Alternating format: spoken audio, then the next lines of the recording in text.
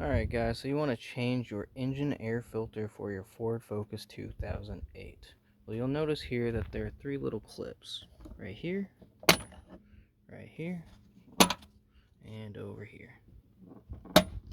But to make it a little bit easier, you can remove this guy right here.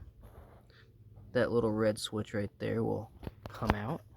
Kind of difficult to do, you might need both of your hands.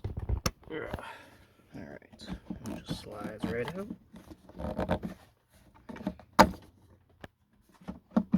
And then this right here, this part, I need to sort of push it out of those holes. Lift up, push, and it comes off. If there's any debris in here, you want to vacuum it up.